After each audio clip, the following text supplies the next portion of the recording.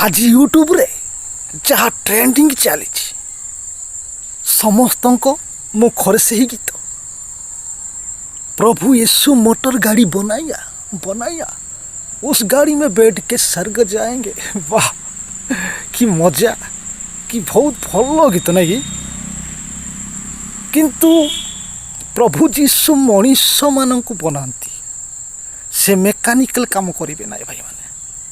से कौन सी mechanical नुहति okay यही गीत पर अनेक विषय आम ईश्वर को बेले बेले निंदनीय करथाउ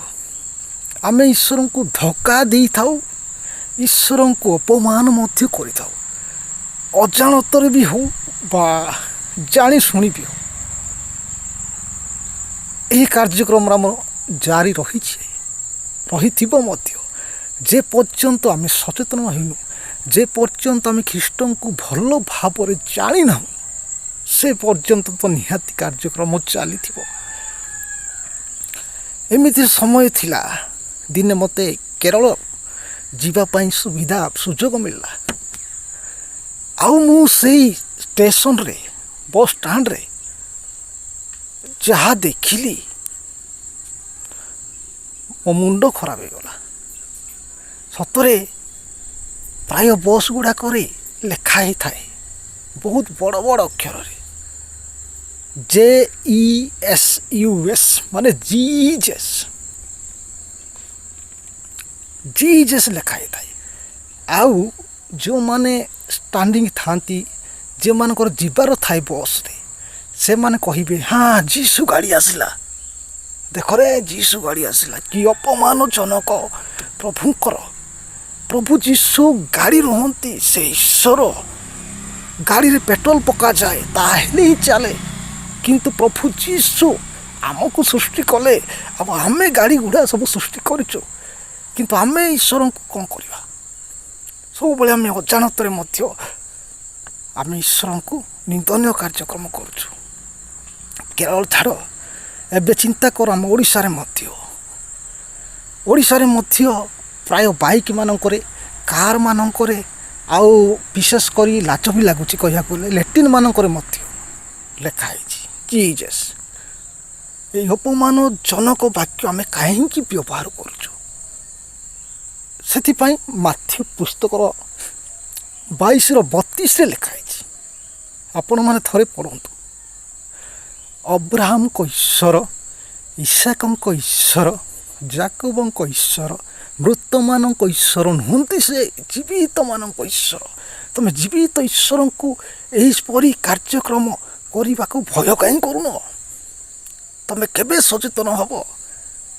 पवित्र ईश्वर को दिने समय थिला मशा जीवन में मशा दौड़ी दौड़ी जाउछंती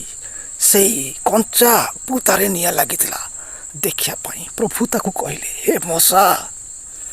तुम्हें से ठिया हुआ कारण तुम्हें जो स्थान को ठियाच ता पवित्र भूमि से ही 3ठू मशा एक्जाक्टली दैट डे मशा प्रभु को भय कर आरंभ कले किंतु आज आम अलटा कार्यक्रम कर परिवर्तन होगा दरकार आमको आ दिने समय मोर थिला आ प्रभु मते सुजोग भी देले आ गोटे माँ को घर को मुझे आउ से माँ बहुत सेवा कले बहुत भल लगिला आउ तांको घर मु देखिली जीशुंकर फोटो टंगाई बहुत सुंदर भाव माँ टंगाई आ भल लगिला किंतु मो माँ को पचारिली हे माँ ये सब कौन से मते कहले आज्ञा आमे प्रभु जीशु को आम घरे रखीचु आउ तांको आमे देखुचु आ मु माँ को कहली यह ठीक कथा किंतु ये जो टंगेच कांथरे यहाँ तो मूर्ति जो माने मरती से कांथरे टंगा जाए हेले प्रभु जीशु कौन मरी से तो जीवित ईश्वर तांको टंगेबार कारण कौन से दिन माँ परिवर्तन है से कहला मो जीवित ईश्वर को टंगाइबार उद्देश्य नथिला आज बहुत लोग यही गलती कर ଘର ଭିତରେ ବହୁତ ଡିଜାଇନିଂରେ ପ୍ରଭୁ ଯୀଶୁଙ୍କର ଫଟୋ ରଖି ପୂଜା ବି କରୁଛନ୍ତି। ଦେଖନ୍ତୁ, ପ୍ରଭୁ ଯୀଶୁ ହେଉଛନ୍ତି ଜୀବିତମାନଙ୍କ ଈଶ୍ୱର, ସେ କ'ଣ ମରିନାହାନ୍ତି? ଏହା ଗୋଟେ ସାଧାରଣ ଜ୍ଞାନ ମଧ୍ୟ ଆମେ ବେଳେବେଳେ ଭୁଲି ଯାଇଥାଉ। ସେଥିପାଇଁ ପ୍ରଥମ ପିତର 3:15 ବହୁତ ସୁନ୍ଦର ଭାବରେ ଲେଖା ହେଇଛି, କିନ୍ତୁ ଖ୍ରୀଷ୍ଟଙ୍କୁ ପ୍ରଭୁ ବୋଲି ଆପଣା ହୃଦୟରେ ପବିତ୍ର ରୂପେ ମାନ୍ୟ କର। ଆମେ ଦେଖୁଛୁ କିଏ ଲକେଟ୍ ପିନ୍ଧୁଛି, କିଏ କେଉଁ କାର୍ଯ୍ୟକ୍ରମ କରୁଛି, ମାନେ ଅନ୍ୟକୁ ଦେଖେଇଲା ଭଳିଆ ଅନ୍ୟ ଆଗରେ ପ୍ରକାଶ ପାଇବ ଯେ ଆମେ ମାନେ ଖ୍ରୀଷ୍ଟିଆନ। ଠିକ୍ ଅଛି, କିନ୍ତୁ ପ୍ରକୃତରେ ହୃଦୟରେ ଈଶ୍ୱର ନଥିବେ। ଈଶ୍ୱର ହୃଦୟରେ କିପରି ରହିବେ ଯଦି ଆମେ ଭୟ କରିବା ନାହିଁ, ଆଉ ପ୍ରଭୁ ଯୀଶୁଙ୍କର ବାଟରେ ଆମେ ଚାଲିବା ନାହିଁ, ତାହେଲେ ଯୀଶୁ କିପରି ରହିବେ? କିନ୍ତୁ ଆମେ ଜାଣୁଛୁ ଯାହା ଡେଭିଡ୍ ବା ଦାଉଦଙ୍କ ଜୀବନରେ ସେ ଗୋଟେ ମାତ୍ର କଥା କହୁଥିଲେ, ମୁଁ ଯେପରି ପାପରେ ନ ପଡ଼େ, ସେଥିପାଇଁ ଈଶ୍ୱରଙ୍କର ବାକ୍ୟ ହୃଦୟ ମଧ୍ୟ ରଖିଅଛି। ସେହି ଯୀଶୁଙ୍କୁ ସେ ହୃଦୟ ମଧ୍ୟରେ ରଖିଥିଲା। ଯଦି ଆମେ ଟଙ୍ଗାଇବାର ଅଛି ଯୀଶୁଙ୍କୁ, ତାହେଲେ ହୃଦୟରେ ରଖିବା ଦରକାର। ତାହେଲେ ପ୍ରତିଦିନ ଆପଣମାନେ ଦେଖୁଥିବେ ଯୀଶୁଙ୍କୁ, ଆଉ ଯୀଶୁଙ୍କୁ ଭଲ ହେଲେ ପାଉଥିବେ। ପ୍ରକୃତରେ ବନ୍ଧୁମାନେ, ମୁଁ କହିବାର ଉଦ୍ଦେଶ୍ୟ ହେଉଛି ଯେ ଆମେ ପରିବର୍ତ୍ତନ ହେବା, ଈଶ୍ୱରଙ୍କୁ ଆମେ ସମ୍ମାନ କରିବା ପାଇଁ ଶିଖିବା। ହୋଇପାରେ ଆମେ ଆମର ଯାହା ଜ୍ଞାନ, ଏହି ଜ୍ଞାନରୁ ଆମେ ଜାଣିପାରୁଛୁ ଯେ ଏହି ଜ୍ଞାନ ମାଧ୍ୟମରେ ଆମେ ଈଶ୍ୱରଙ୍କର ପ୍ରଶଂସା କରିବା ବୋଲି ଭାବୁଛୁ, କିନ୍ତୁ ତାହା ହୋଇପାରିବ ନାହିଁ। କାରଣ ଆମେ ଈଶ୍ୱରଙ୍କୁ ଭୟ କରିବାକୁ ଶିଖିବାକୁ ପଡ଼ିବ, ଆଉ ସମ୍ମାନ ଦେବାକୁ ଶିଖିବାକୁ ପଡ଼ିବ,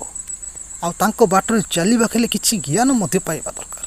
ସେଥିପାଇଁ ପୁରାତନ ନିୟମ ଲେଖା ହେଇଛି, ଆମ୍ଭର ଲୋକମାନେ ଅଜ୍ଞାନତା ସକାଶୁ ବିନଷ୍ଟ ହେଉଛନ୍ତି। ହେଲେ ଆମେ ତ ପ୍ରଭୁଙ୍କୁ ଗ୍ରହଣ କରିବାର ବହୁତ ବର୍ଷ ହେଲା, ଆମେ ପ୍ରଭୁଙ୍କର ଜଣେ ଜଣେ ବିଶ୍ୱାସିନୀ, ତେବେ ଆମେ ପରିବର୍ତ୍ତନ ହେବାଟା ହିଁ ଈଶ୍ୱର ଚାହାନ୍ତି। ଆଜିର ଏହି ଅଳ୍ପ ଶିକ୍ଷାରେ ପ୍ରଭୁ ଆପଣମାନଙ୍କୁ ସମସ୍ତଙ୍କୁ ଆଶୀର୍ବାଦ କରନ୍ତୁ, ଆଉ ଆପଣଙ୍କୁ ଏକ ନିର୍ଦ୍ଦିଷ୍ଟ ଭଲ ରାସ୍ତାରେ କଢ଼ାଇ ନିଅନ୍ତୁ। ଆମେନ୍।